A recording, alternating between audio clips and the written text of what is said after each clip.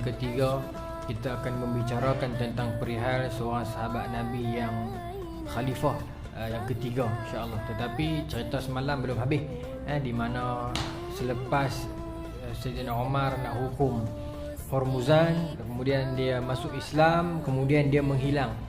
Hilang ni bukan bererti hilang gaib, bukan. Dia rekod dia ni, dia cuma jadi orang biasa duduk dalam tu, dalam tahanan, dalam kawasan Madinah. Baik, tuan-tuan, Sayyidina Umar dia memerintah selama 10 tahun. Kalau yang saya boleh kongsi sikit pasal Sayyidina Umar, tuan-tuan, sebelum kita nak pergi cerita kemarin tu, dia ni terkenal, tuan-tuan pun tahulah, Sayyidina Umar terkenal bila malam dia akan menyamak jadi rakyat biasa dan akan pergi tengok keluh kesah kesusahan rakyat dia. Ada satu kisah, tuan-tuan, bagaimana satu malam Sayyidina Umar sedang berjalan dengan seorang pegawai dia, Aslam. Sampai di satu rumah, dia dengar perbualan seorang ibu dan anak. Yang mana Sayyidina Umar pernah buat keluar satu perkeliling. Zaman itu dah ada orang menjaga susu unta, orang campur dengan ayam. Pasal nak untung lebih. Ada dah zaman tu. Dan hari ni orang boleh nisbah dalam pelbagai benda lagi lah. Buat ayam jual ayam ketul berlambak ayam sikit. Dan banyak benda lagi lah nak nisbah dengan benda tu kan. Tapi zaman tu dah ada dah susu ni orang jual, orang berah ni campur dengan ayam. Maka tuan-tuan, apa berlaku? Sayyidina Umar sebagai khalifah yang memegang dunia masa tu ni, 1/3 dunia, dia tahu benda ni, dia cakna benda ni, dan dia buat keluar arahan rasmi, arahan tegak, arahan daripada dia bahawasanya rakyat dia tak boleh campur air dengan susu. Bermaksud negara yang Sayyidina Umar merintah ni, tuan-tuan, meliputi timur dan barat. Luas kerajaan dia ni, kalau kita nisbah dengan hari ni, total negara yang dia takluk, yang duduk bawah Madinah masa tu 35 buah negara. Besar. Sebesar-besar kerajaan dia pun, isu orang campur air dalam susu pun dia ambil tahu. Ini Sayyidina Umar. Dia bukan kata ni kes-kes kecil ni tak bergawai saya habis sudahlah. No, dia. Baik. Malam, tuan-tuan, dia dengan Aslam dengar satu rumah seorang perempuan, si ibu ni suruh anak dia campur air dekat susu yang depa nak jual. Maka anak dia kata, tidakkah Amirul Mukminin telah berpesan jangan campur? Maka ibu dia jawab, dia bukan ada pun. Maka si anak ni jawab, wahai ibu, aku bukan jenis orang yang taat depan orang ramai, di belakang orang aku derhaka. Maka Sayyidina Umar tersentuh dengan kata-kata budak perempuan ni. Tapi Sayyidina Umar tak tahu dia ni muda ke tua, tak tahu, pasal tak boleh tengok. Dan kita jangan duk bayang Sayyidina Umar pi pelekat telinga celah dinding, bukan. Yang mungkin zaman tersebut bukan macam zaman sekarang kan. Zaman tersebut ini tidak ada mesin elektronik, kenderaan apa ni yang menyebabkan bising. No, dulu dia sunyi bila malam sembang dalam rumah boleh dengar. Okey, bukan dia duk pi tekat telinga dah. Okey, kita tak boleh buat macam tu. Baik. Maka Umar rasa berkenan. Dia tak tahu rumah siapa, dia tak tahu siapa dia, muka lagu mana dia tak tahu, tapi dia dah berkenan kat perempuan ni. Maka dia minta Aslam buat apa? Pangkah pintu depan rumah perempuan tu. Hampir Ramli buat gambar tau. Pangkah. Esok pergi cari rumah yang tanda pangkah, aku nak tengok siapa yang cakap tu. Esoknya Aslam pergi, tengoklah perempuan ni rupanya nak darah. Segak pula.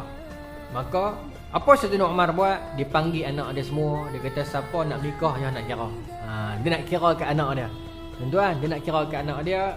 Tuan-tuan, anak dia yang awal, tuan-tuan pun tahulah, Abdullah bin Umar, guru kita Abdullah bin Umar ni ulama besar anak Sayyidina Umar. Dia kata, ya ayah, saya tak mahu, cukup berlaku.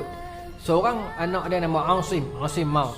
Saya ringkas ceritalah. Asim ni kemudian kahwin dengan perempuan tersebut, dapat anak nama Ummu Asim. Ummu Asim ni kemudian menikah dengan seorang lelaki nama dia Abdul Aziz bin Marwan, dapat seorang anak nama dia Umar juga. Itu yang datang Umar Abdul Aziz tu.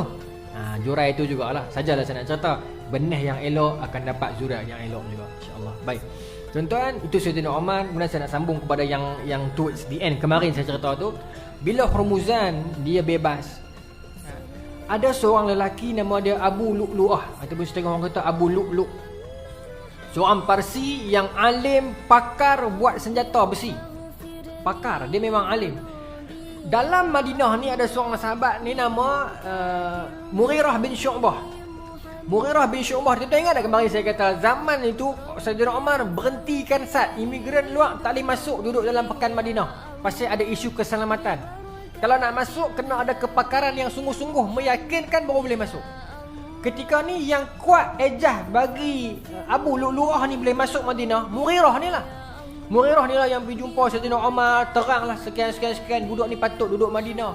Dia ni orang Parsi bukan Islam lah, tapi dia ni pakar buat senjata, hang custom, abang ada senjata apa pun dia boleh buat. Bila dia duduk Madinah boleh menguntungkan orang Islam lagi, boleh buat senjata kat tentera Islam dan sebagainya, dia cerita. Maka akhirnya Umar benar meneliti dia punya CV tu, setujulah. Maka tinggallah Abu Lu'lu'ah ni di Madinah.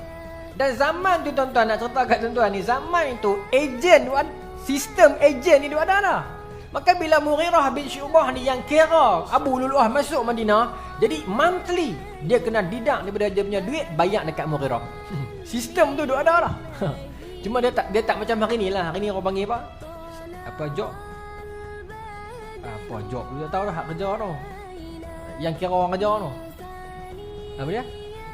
Job street kan, job street kan dia ada kabel-kabel dia kan. So dia ada makan persen kan, ada yang dia kira kan. Saya tak pasti job street macam tu ke tak, tapi sistem macam tu kan. Okey. Jadi zaman tu mana ada job street apa? Mughirah ni lah dia atong suka hati dia. Maka yang tak berapa kena sebab Mughirah ni doa rate tu. Duk ambil banyak. Maka si Abu Lu'lu'ah ni rasa tak puas hati. Pasal aku rasa banyak sangat hang makan ni. Aku kerja banyak ni, dia tok-tok duk bagi hang saja ni. Maka Abu Lu'lu'ah ni pergi mengadu dekat Saidina Umar. Amirul Mukminin, saya nak cerita ni, Mughirah hang kira saya masuk sini ni, dia duk makan duit saya teruk sangat ni, cukai saya ni. Maka Saidina Umar tanya berapa? Dia terang berapa. Maka Saidina Umar kata, bukankah itu berapa sahaja berbanding dengan pendapatan hang? Sebab Abu Lu'lu'ah ni dia diiktiraf sebagai pekerja mahir. So bayaran dia mahal. So setakat Mughirah tu kira tak ada apalah. Tuan-tuan, kalau kita baca kitab sirah, Saidina Umar jawab macam tu, tetapi ulama berpendapat Umar dalam hati dia memang nak pergi tegur